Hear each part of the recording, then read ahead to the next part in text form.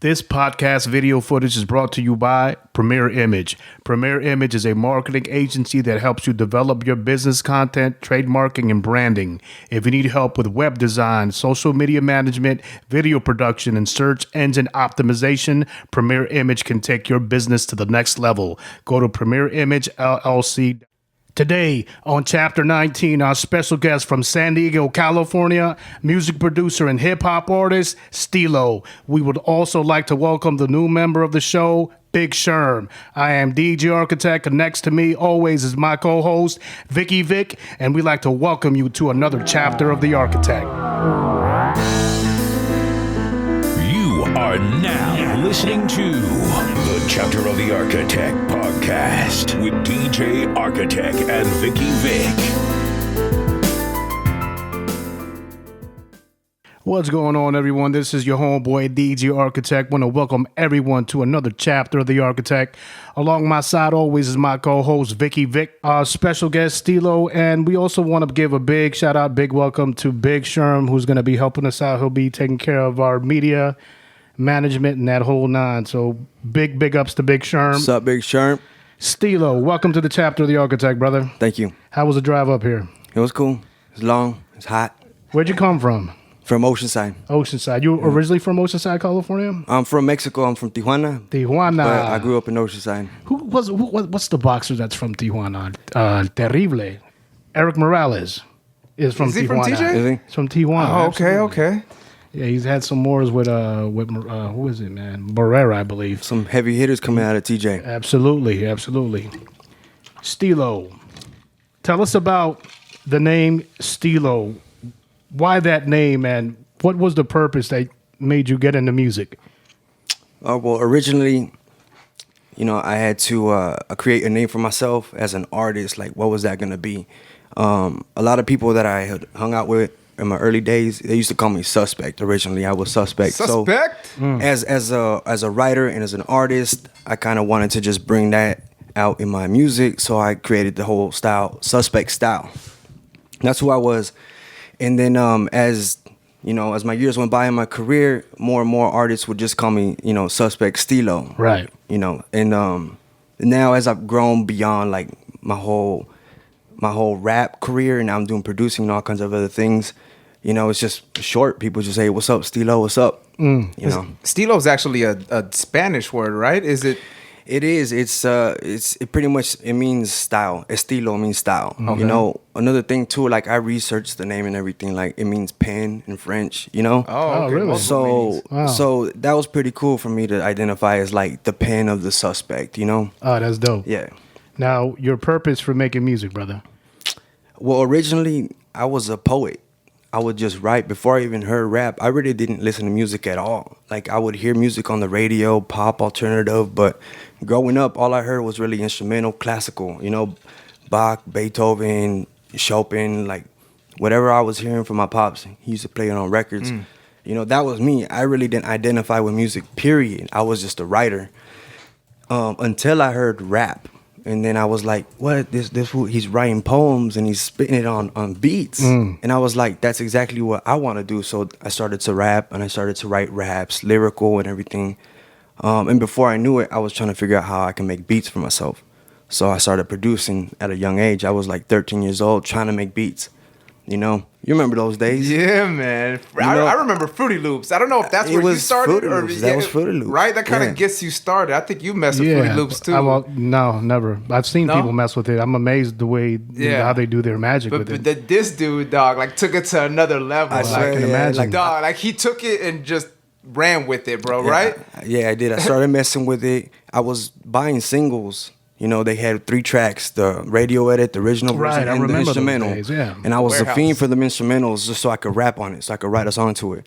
But after a while, I was like, I need to start making some beats. So I started making beats and messing around, and I was proud of every single beat that I made. And I would show people, and they'll be like, yo, this is whack. And I would be like, but it didn't bring me down. But that doesn't matter because with each beat, you were learning something new. Yeah. You know what I Yeah. mean? So it love you knew what eventually would be, and to you didn't care what people say because it was a brand new world to you. So Yeah. you're discovering brand new doors and holes and keys, and you're like, oh Yeah. man, whatever.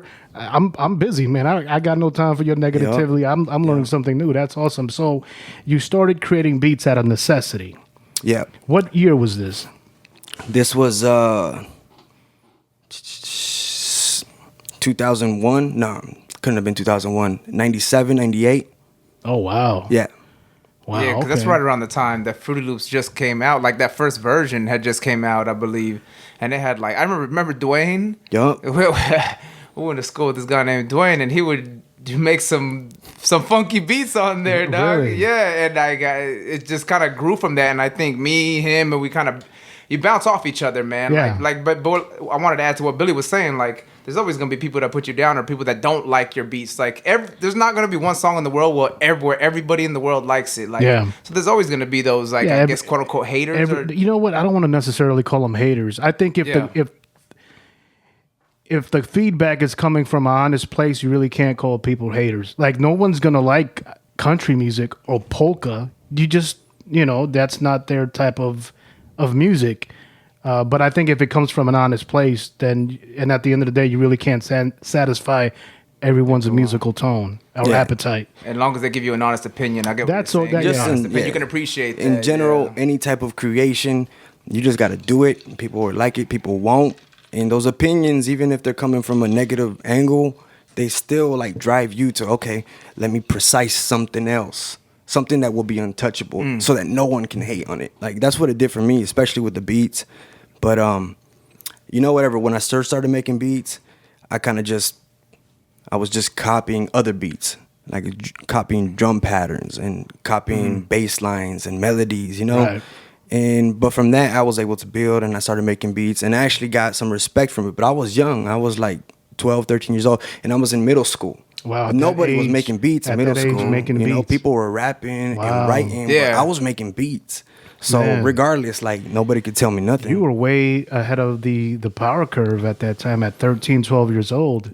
I remember growing up at my age at 13, there was no, I mean, we didn't have computers. I mean, we did, but it wasn't like you had a home computer. I don't think the internet existed. Maybe Yeah, well- intranet, maybe, but not the internet. Yeah. Within a couple years' time, I definitely put myself up on game from just writing poems.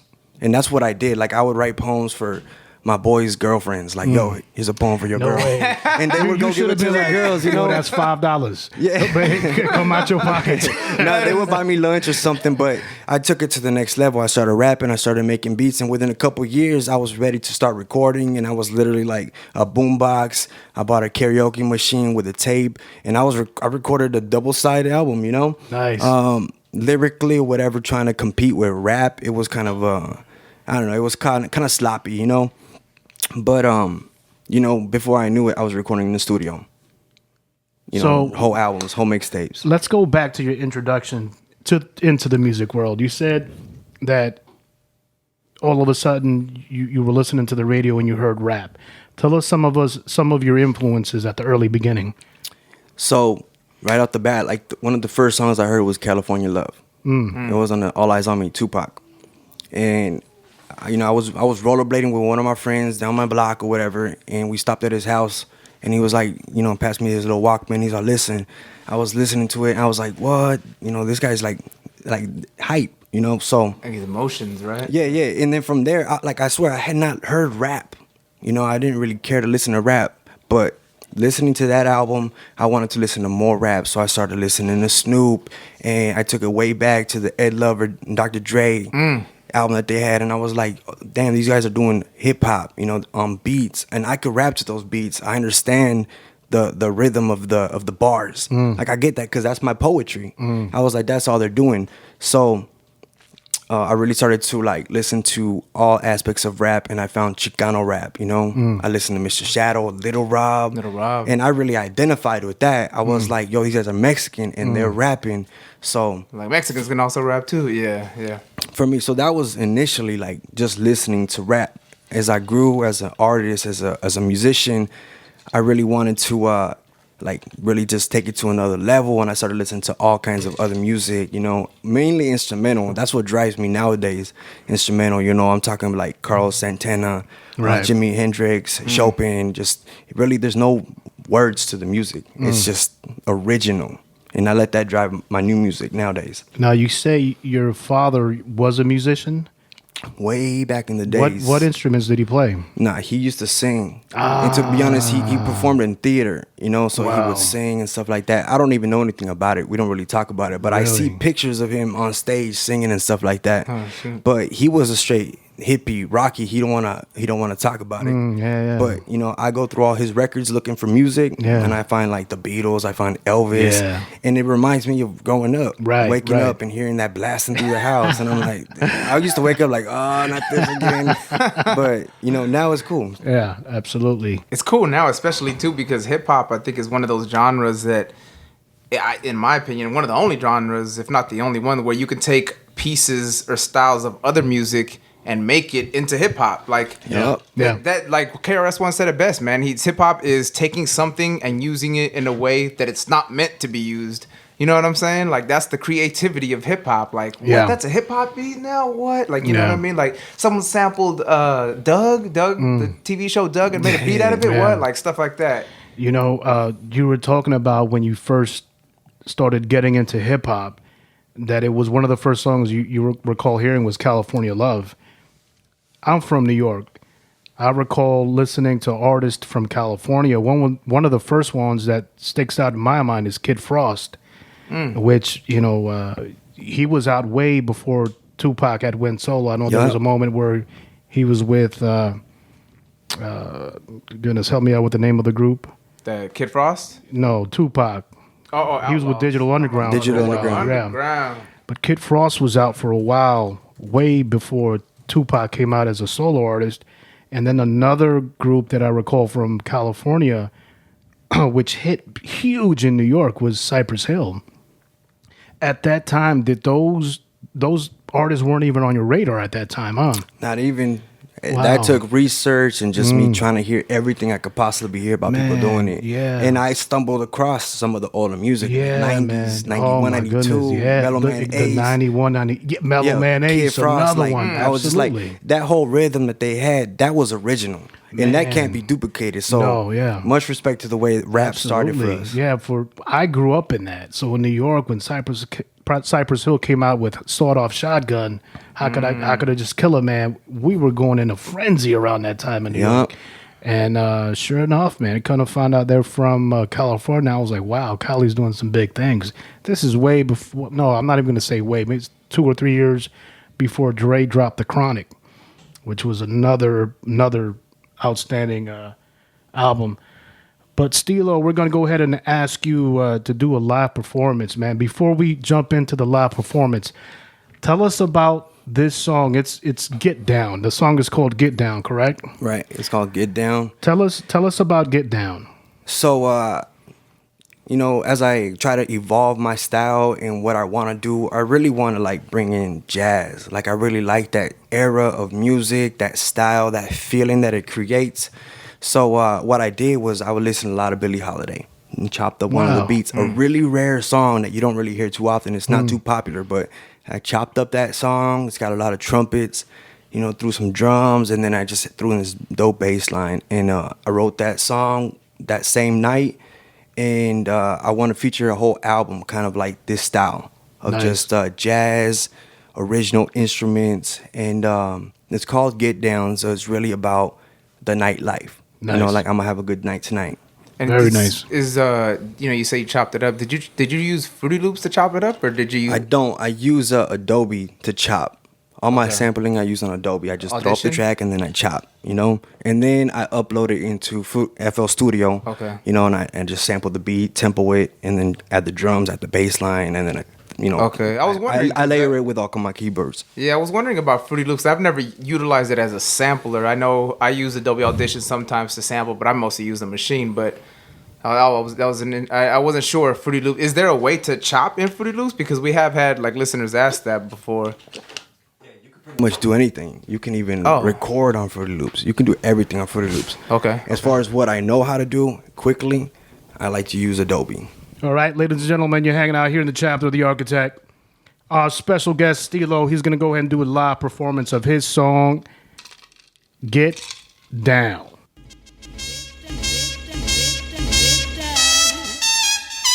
Yeah. Get down. Suspekt Stilo. Yeah. 2017. Love never lies. Inflatable Connect. Yo.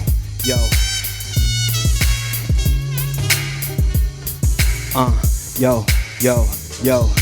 Get down and just groove with the city lights. I'm on the fly, late night paradise. Flicker the lighter like cigs up inside of me. Glide like Aladdin, pretty groupies always flatter me. Pull it up, throw it up, saggy pants holding up. Mobbing like some movie stars, straight up Nickelodeon. Don't forget my 40, yeah, my liquor got me loaded up. $100 billies in my pockets all folded up. The motherfucking maverick, let me intercede. If the Lord don't forgive me, then who's looking out for me? It's the saga of the suspect. I don't really trip though. Did a lot of tripping now, I never ever get low. I get down and get up. I'm always saying what's up. I put it down, making haters give up. I'm just here to have a good time, smoke some jazz, and forget about my worries, leaving it in the past. I'ma take it to the club, get my freak on, lean and slide. Couple drinks inside, she likes my vibe. I'm done, I don't have to try. No rush to get home, only a matter of time. But when I do, I'ma hang her up like my suit, open up like a parachute, and I'ma dive into this player's paradise. I don't beg for love in the city of vice, I just get down. Baby, I don't wanna waste time. Oh no, I just wanna lose control. Get down and let go. Get down, yo. Get down like a villain, if you know what I mean. You never heard nothing like what I bring. I post up in the scene with a cigar and a lean, a low brim on my project fitted. I'm in between a couple supermodels, Patroni bottles, and a clique of players never asking donde vamos. We just ride the roller coaster with our hands in the air and throw our middle fingers up when the police stare. Get down like I'm above the law, and I ain't worried where I'm headed. I ain't worried, nah. I'd rather coast with the night cloud and smoke on the breeze. I'm so romantic in the moonlight, she blowing on these like nobody watching. them in a world on my own. And when she sniffed the cologne, it's on, doggy had the bone. Pretty kitty cat waiting up in the alley. I'ma get lost in the late night, baby, get at me. I'ma take her to the club, get my freak on, lean and slide. Couple drinks inside, she likes my vibe. I'm done, I don't have to try. No rush to get home, only a matter of time. But when I do, I'ma hang her up like my suit, open her up like a parachute, and I'ma dive into this player's paradise. I don't beg for love in the city of vice, I just get down. Baby, I don't wanna waste time. Oh no, I just wanna lose control and get down and let go. Get down, yeah. Once again, ladies and gentlemen, that was Stilo on the chapter of the Architect. You can hear this podcast in its entirety and all other chapters on iTunes, Stitcher, and Google Play. The links to this episode can also be found below in the description for your convenience. Please don't forget to like and subscribe. Thank you for listening.